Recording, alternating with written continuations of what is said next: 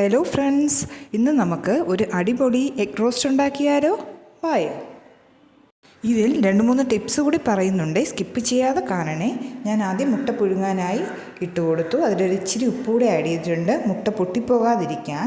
ഒരു പാനിൽ എണ്ണ ചൂടായതിന് ശേഷം ബേ ലീഫും കറുകപ്പട്ടയും കൂടി ഇട്ട് കൊടുത്തു. അതൊന്നും മുരിഞ്ഞ് വരുമ്പോഴത്തേനും ഇഞ്ചി വെളുത്തുള്ളി പേസ്റ്റ് ആഡ് ചെയ്ത് ഉള്ളിയും കൂടി ആഡ് ചെയ്ത് പച്ചമുളകും ഇട്ട് ഒന്ന് വഴട്ടി. അതൊന്ന് വഴണ്ട് വന്നപ്പോൾ ടൊമാറ്റോ കൂടി ഇട്ട് ഒന്നുകൂടി ഒന്ന് വഴട്ടി കൊടുത്തു. ശേഷം കുറച്ച് വെള്ളവും കൂടി ആഡ് ചെയ്ത് നമുക്കിതൊന്ന് വെന്ത് വരാനായി മൂടി വയ്ക്കാം.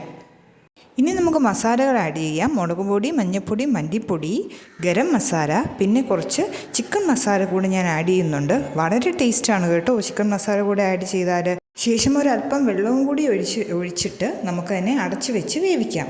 പിന്നെ ഒരു ടിപ്പെന്ന് പറഞ്ഞു കഴിഞ്ഞാൽ ഒരല്പം പഞ്ചസാര കൂടെ ഇട്ട് കൊടുക്കണം. അപ്പോൾ ഈ ടേസ്റ്റ് എല്ലാം ഒന്ന് ന്യൂട്രലൈസ് ചെയ്ത് ഒരു സൂപ്പർ ടേസ്റ്റി എഗ് റോസ്റ്റായി മാറും.